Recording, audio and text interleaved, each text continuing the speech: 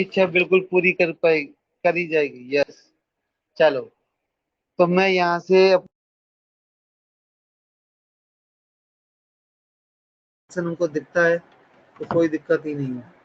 Heading डालो, नए chapter का नाम डालो क्वाड्रेटिक इक्वेशन। नए चैप्टर का नाम डालो क्वाड्रेटिक इक्वेशन।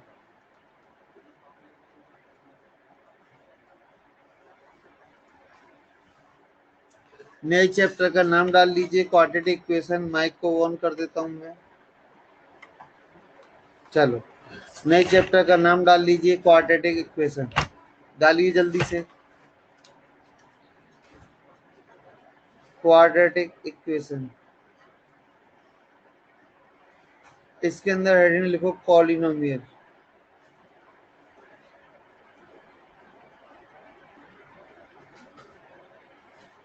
हमें सी एच सॉल्व करने की वजह से उसको लगता है यहाँ पर सी एच अच्छे से सॉल्व नहीं होते, इसलिए मैं सोच रहा था पूरा चैप्टर पीपीटी में पढ़ाऊँ, लेकिन तुमको अगर ब्लैक वाला अच्छा लगता है तो ब्लैक स्लाइड पर पढ़ाता हूँ। ठीक है, हेडिंग डालो पॉलिनोमियल। हेडिंग डाल लीजिए पॉलिनोमियल।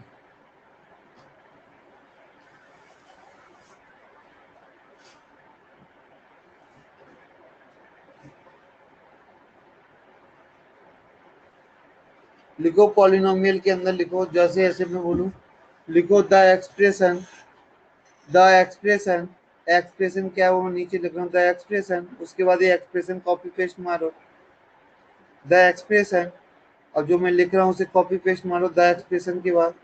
द एक्सप्रेशन, जो मैं लिख रहा हूँ उसे लिखो, समझाता हूँ उसके बाद।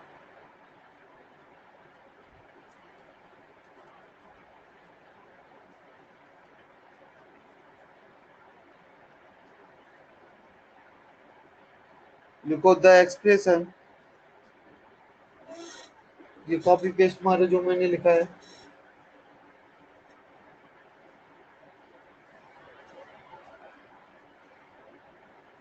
द एक्सप्रेशन, ये जो नीचे लिखा है, is called polynomial of degree n.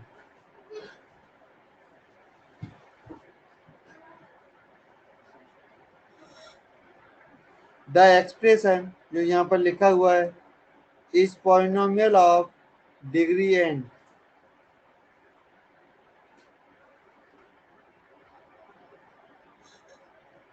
Last में क्या लिखा है, ए नॉट लिखा है। देखो, ए एन लगा है, एक्स की पावर एन के आगे A N, N minus one के आगे A N minus one, X square के आगे ए टू, एक्स के आगे ए वन, और ये ए नॉट। द एक्सप्रेशन, ये कॉपी मारो, द एक्सप्रेशन ये वाला कॉपी मारो पूरा, is called polynomial with degree n. लिख ही देता हूँ पूरा, इज पॉलिनोमियल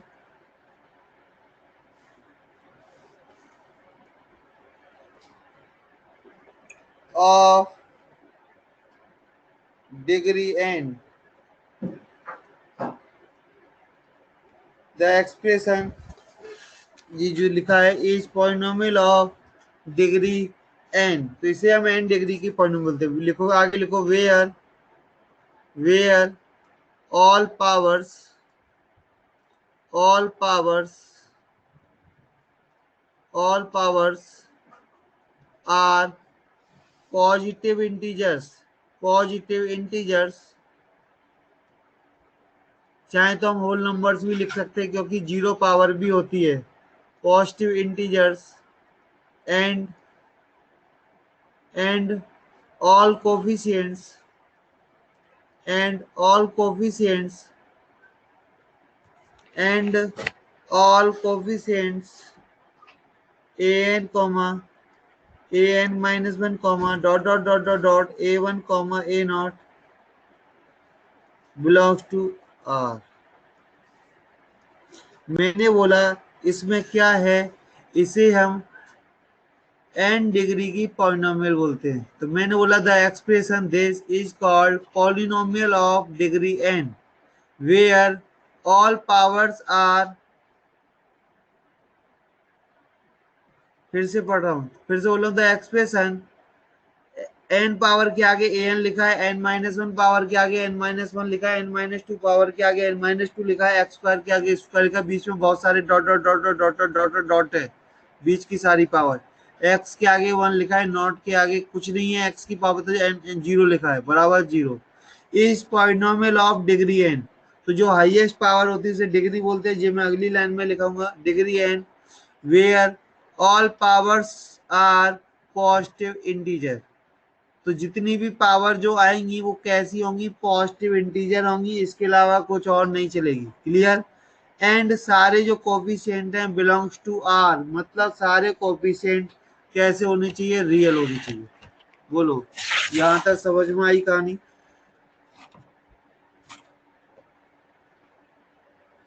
बोलो समझ में आई?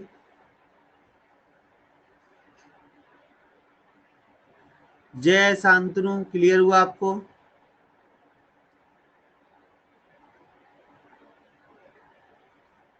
चलो यहाँ पर ऐसी छोटी छोटी नोट बना के लिखो। Highest power of polynomial is called degree. Highest power of polynomial is called degree.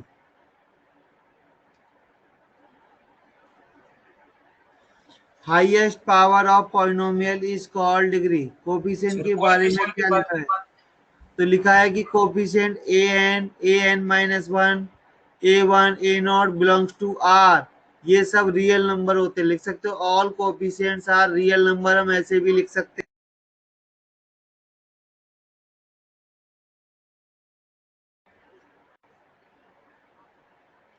आवाज नहीं आ रही है क्या मेरी?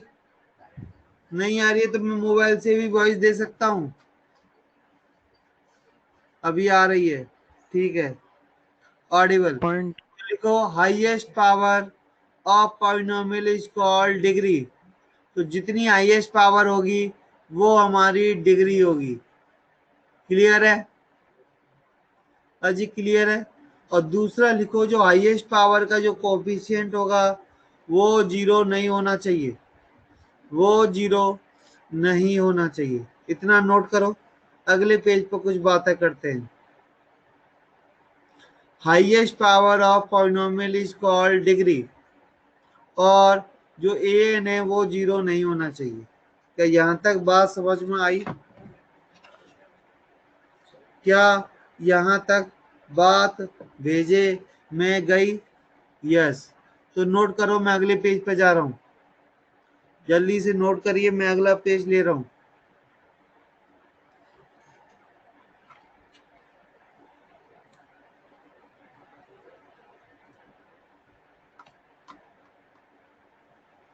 बहुत बढ़िया। Next page.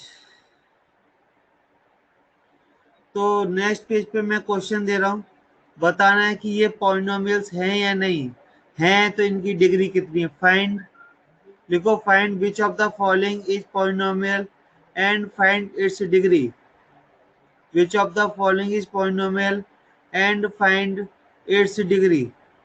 तो मान लो ये दिया है 3x⁵ minus 2x² plus 5x minus 8 बराबर 0। क्लियर।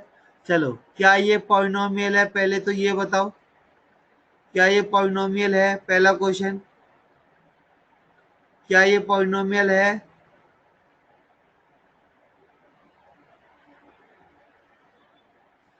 क्या ये पॉलिनोमियल है?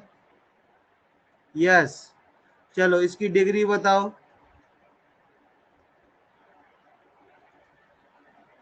बहुत बढ़िया, 5। क्या मुझे कोई बता सकता है कि A5 की वैल्यू कितनी आएगी? A5 का मतलब है x की पावर 5 का कोफिशिएंट कितना आएगा, 3। अच्छा, क्या मुझे तुम बता सकते हो कि इसमें A3 कितना आएगा?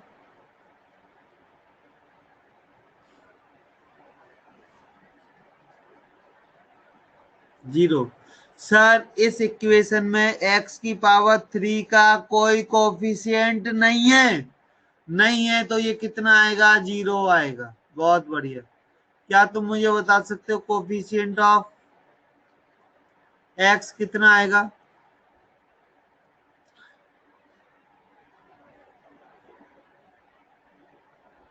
चलो रुको, एक इम्पोर्टेंट कमेंट आया था वो ऊपर निकल गया है, देख लेता हूँ। पार्थ नहीं लिखा था सर। एक इसको डोनेट करता है, ए कोफिशिएंट को डिनोट करता है 5, मतलब 5 पावर का कोफिशिएंट। A3 मतलब कि x की पावर 3 का कोफिशिएंट। क्लियर है? ये मैंने आपको पिछले पेज पे बताया था। A53 कैसे? 5 पावर वाले पावर के आगे कितना नंबर लिखा है बेटा? 3 लिखा है ना, तो समृद्धि बेटा 3 आंसर हो गया। A3 मतलब x की पावर 3। मुझे ढूंढने से भी, टॉर्च लेके भी ढूंढोगे तब भी तुम्हें x की पावर 3 नहीं मिल रहा, तो कोई चीज नहीं है, तो answer 0। Coefficient of x, x के आगे 5 लिखा है तो आंसर 5। क्लियर? चलो दूसरा। चलो दूसरे में मैं एक क्वेश्चन लिख रहा हूं, इसकी मुझे डिग्री बताना कितनी आएगी। +5 x की पावर 3/2 +8 √x -7 बराबर 0। कोई बता सकता है इस पॉलिनोमियल की डिग्री कितनी आएगी? मुझे पता था कि हमारी क्लास में इतने ही बेवकूफ भरे पड़े हैं। जब क्वेश्चन में क्लियरली बोला गया है कि जब तक सारी पावर इंटीजर ना हो तो वो पॉलिनोमियल ही नहीं होगी। तो ये 3/2 इंटीजर पावर है क्या? √x इंटीजर पावर है क्या? तो इसका आंसर आएगा नॉट ए पॉलिनोमियल। तो डिग्री कहां से लाए आप? बड़े जल्दी कमेंट किया है, बड़ी स्पीड से। क्वेश्चन को क्यों पढ़ने का, सीधा आंसर करने का, छापने का सीधा। ये होती है जल्दबाजी।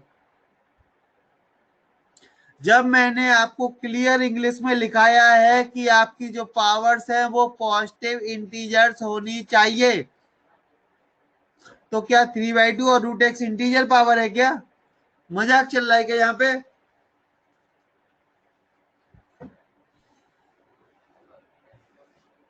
अरे भैया, ये x का मतलब हो गया x की पावर हाफ, जबकि बोला गया था जो पावर है वो इंटीजर होनी चाहिए। मैंने तो कभी नहीं पढ़ा कि हाफ इंटीजर होता है। तो जब ये पॉलिनोमियल नहीं है तो डिग्री काहे की निकाल रहे हो? अजी क्लियर? इतनी बेवकूफी से सारे 10 छाप देंगे, इतना नहीं सोचा था मैंने। नोट करो यहां तक, फिर अगले पेज पे आते हैं।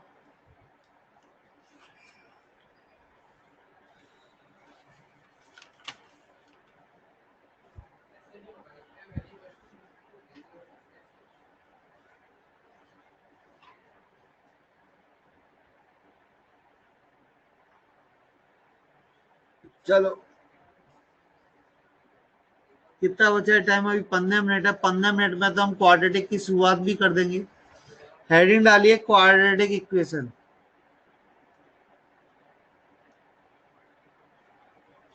Quadratic equation.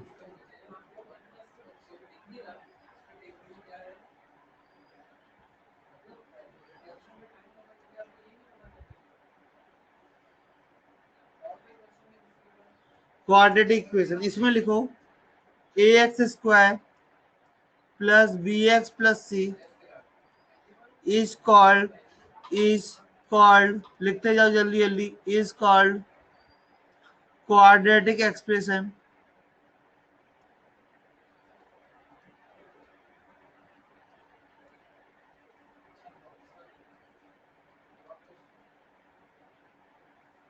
एंड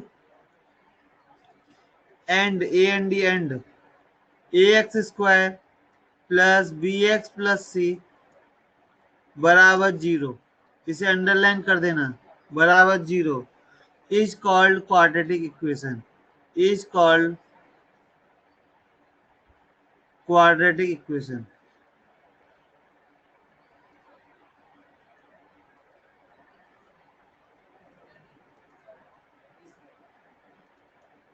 छापो यहां तक।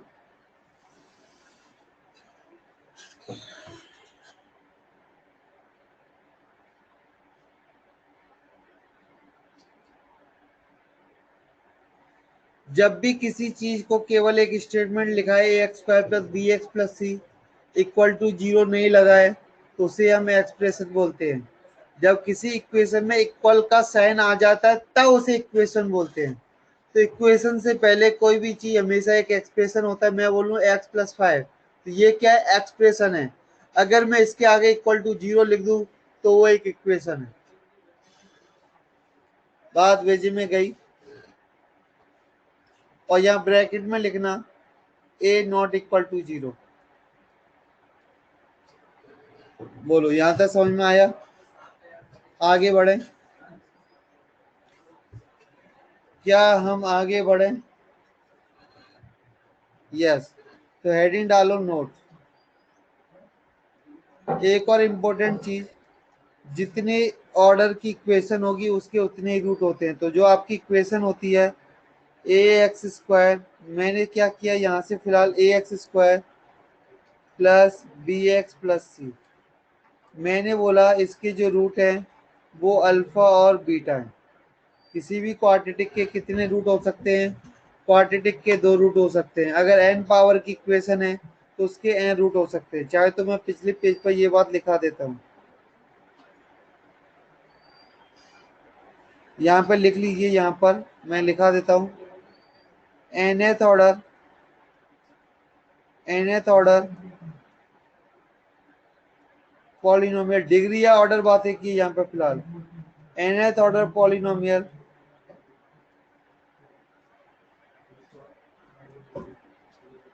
Have n roots. nth degree जो पॉलिनोमियल है मैक्स हैव n रूट्स, ऐसे लिख लो बस। क्लियर? लिख लो जल्दी से, जल्दी से लिख लो।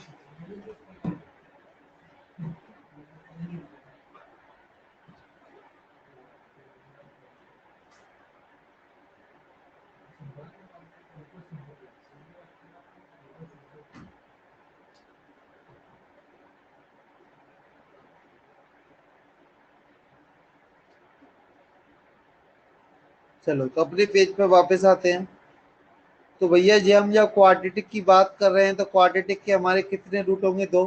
क्यूबिक वगैरह की बात करेंगे, लेकिन उससे पहले क्वाड्रेटिक आपके भेजे में जाए, ये सबसे ज्यादा जरूरी हो जाता है। क्लियर है? तो इस क्वाड्रेटिक के रूट मैंने थोड़ी देर के लिए मान लिया अल्फा बीटा। क्लियर है? तो अगर मुझसे बोला जाए कि अगर ये अल्फा बीटा है तो क्या होगा, तो दूसरी चीज समझो, अगर इसके रूट अल्फा बीटा है तो क्या मैं इसे एक्स माइनस अल्फा इंटू यहाँ पर ए का मल्टीप्लाई कर लो, ऐसे ही किसी भी नंबर का एक्स माइनस बीटा बराबर ही तो तुम्हारा A X square plus B X plus C आएगा। बोलो क्लियर? जिसे आगे मल्टीप्लाई करने पर ये आएगा A into X square minus alpha plus beta X, करके देख लीजिए मल्टीप्लाई, तब बात करिए। बराबर बराबर कितना हो जाएगा? बराबर हो जाएगा तुम्हारा अल्फा बीटा। मैंने क्या किया, यहाँ से भी मैंने ए कॉमन ले लिया, तो यहाँ से आएगा X square plus B by A X plus C by A. तो यहाँ पर आपके पास 3 फॉर्मूले मिले। पहला फॉर्मूला, इन दोनों को ढंग से कंपेयर करो तो इक्वेशन के sum of root, alpha plus beta का मतलब होता है सम ऑफ रूट।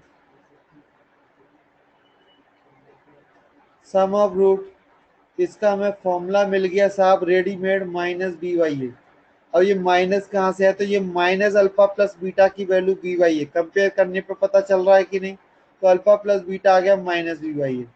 अगर मुझसे अल्फा बीटा बोले तो प्रोडक्ट ऑफ रूट की बात करी जाए तो वो आएगा सी वाई है। बोल, पहले 2 फॉर्मूले ये नोट करिए, फिर तीसरा भी बताता हूँ। फिर हम तीसरे फॉर्मूले की भी बात करेंगे, प्रोडक्ट ऑफ रूट।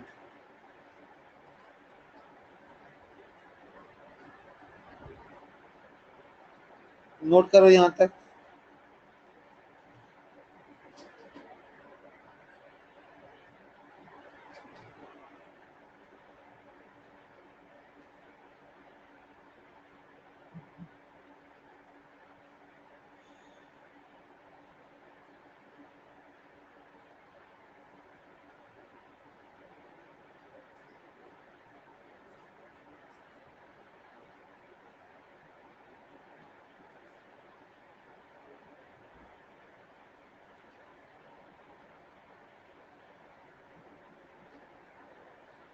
वेट कर रहे हैं, टेंशन मत लो।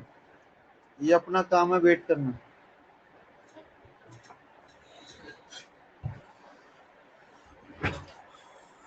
तो फाइनली आज हमारा नया चैप्टर चालू हो गया है।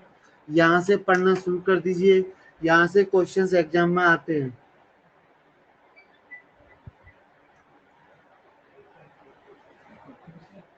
फाइनली हमारा जेई का सिलेबस इस चैप्टर से स्टार्ट हो जाता है। 11th ऑलरेडी चालू है, सिलेबस यहाँ से स्टार्ट है।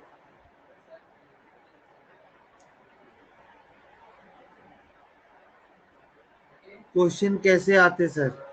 तो बेटा पहले चैप्टर पढ़ लो, एक्सरसाइज लगाओगे तब समझ में आ जाएगा क्वेश्चन कैसे आते हैं। ट्रिगो का यूज क्वाड्रेटिक में भी आता है, वो आपको भी आगे समझ में आएगा। अभी आज तो बस मैं इस चैप्टर का इंट्रोडक्शन दे रहा हूँ। ट्रिगो सिलेबस में है, लेकिन उसके क्वेश्चन इनडायरेक्टली पूछे जाते हैं बाकी चैप्टरों में, खुद का कोई क्वेश्चन नहीं होता। इसलिए बोल रहा हूँ ट्रिगो के सारे फॉर्मूले याद रख लो, वो हमारे बहुत काम के हैं।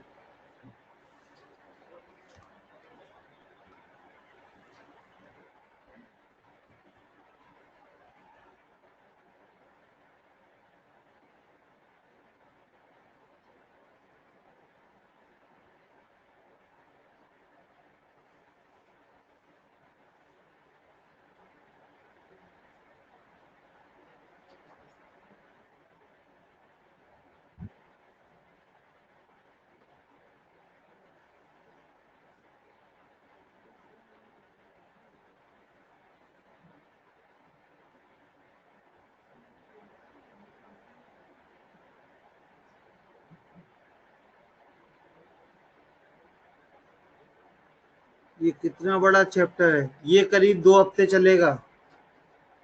ये करीब 2 हफ्ते चलेगा। मतलब आज अगर डेट 23 है तो लगभग आप ऐसा मान के चलो 10 जुलाई तक ये चैप्टर फिनिश चले। क्या ये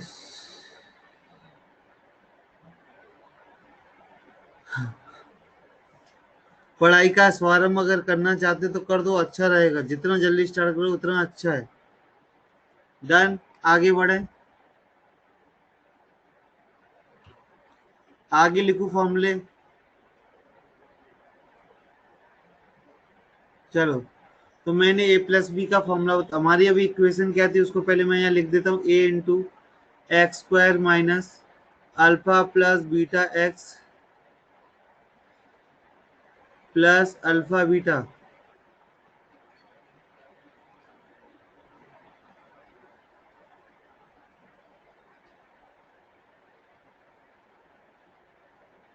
प्लस अल्फा बीटा बराबर कितना था? बराबर में था अभी कितना?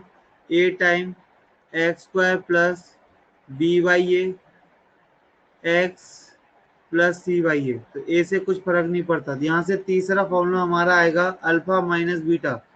अगर ये कभी एग्जाम में आता है तो इसका फॉर्मूला भी याद कर लो। तो ये होता है तुम्हारा x sorry alpha plus beta का होल स्क्वायर -4 अल्फा बीटा। ये फॉर्मूला याद कर लो। इसके अंदर की चीजें आपको याद रहेंगी तो अच्छी बात है, नहीं रहेंगी तो अच्छी बात है। तो ये होता है ये। आगे बढ़े तो आगे बढ़ने पर ये फॉर्मूले को और डिटेल में पढ़ने पर ये आ जाएगा बी स्क्वायर अपॉन ए स्क्वायर -4 c/a। अगले स्टेप में आ जाएगा रूट के अंदर B square minus minus c/a आएगा। क्लियर? तो बी स्क्वायर 4c आएगा। ठीक है, तो बी स्क्वायर -4ac अपॉन ए। तो बेटा ये क्या रूट के अंदर बी स्क्वायर -4ac आपका डिस्क्रीमेंट होता है, तो इसे हम रूट डी। ब्रैकेट है क्या? ये तो फिलहाल ब्रैकेट है ऊपर, ये रूट है। ये मॉड लगाया है बेटा, मॉड। ये मैंने मॉड लगाया है, दोनों रूटों के डिफरेंस का मॉड। तो ये निकल के आता है रूट डी अपॉन मॉड है। B square -4ac discriminant D होता है कि नहीं, तो इसे मैंने रूट डी लिख दिया, ए का बार मॉड है। फॉर्मूला याद हो सकता है तो कर लो। चौथा, if root alpha beta, if roots alpha beta, तो आपकी जो इक्वेशन बनती है वो बनती है x square minus alpha plus beta x plus alpha beta, ये भी आपको ऊपर वाली लाइन से समझ में आ गई होगी। देन इक्वेशन जो बनेगी तुम्हारी वो ये बनेगी, जिसे चाहो तो X square minus sum of root, जल्दी जल्दी छापो, sum of root into X plus alpha beta. यहां तक इसे नोट कर लो, इसके सी एच ए वगैरह कल सॉल्व करेंगे, इसे यहां तक नोट कर लो। अब मैं बात कर लेता हूं आज के होमवर्क की। इसकी स्लाइड सेंड नहीं करूंगा मैं, केवल ट्रिगो की स्लाइड सेंड करूंगा। इसकी स्लाइड कल के लेक्चर के बाद मर्ज करके दे दूंगा। क्लियर है? तो जल्दी से नोट कर लो, 4 पेज की क्या स्लाइड बनाऊंगा आज का होमवर्क। Trigo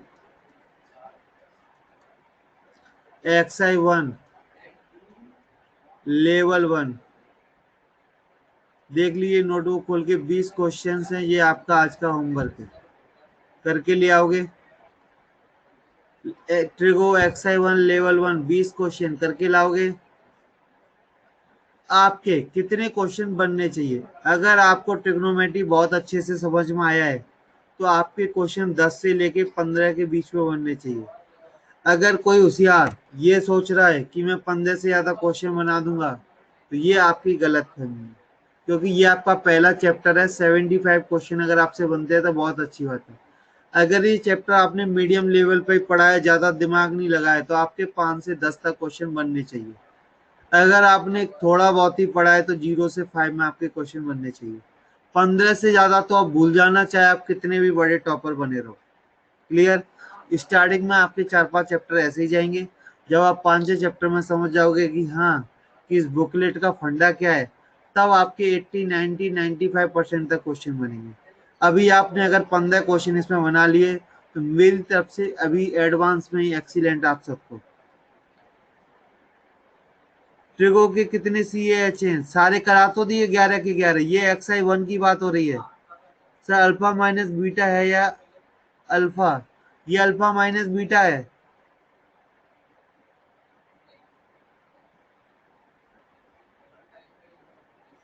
sir. फोर्थ में रूट अल्फा कॉमा बीटा है। अगर रूट अल्फा बीटा है तो इक्वेशन ऐसी होती है, ये मैंने बताया, कल इसके ऊपर प्रैक्टिस करेंगे। क्लियर? आगे बढ़े। यहाँ पर लेक्चर को दी एंड बोले क्या? यहाँ पर लेक्चर को दी एंड बोल दे, चैप्टर को नहीं, मैं लेक्चर को दी एंड बोल रहा हूँ। तो मिलते हैं कल। Okay, thank you, bye bye. Homework याद कर लो, ट्रिग्नोमेट्री ट्रिगो का XI1 लेवल 1 20 क्वेश्चन, 15 क्वेश्चन बना ली तो मेरी तरफ से एडवांस में एक्सीलेंट। क्लियर? तो चैलेंज है सबके लिए, करके लाई, एज ए टेस्ट मान के इसे सॉल्व करिए। ठीक है? Okay, thank you.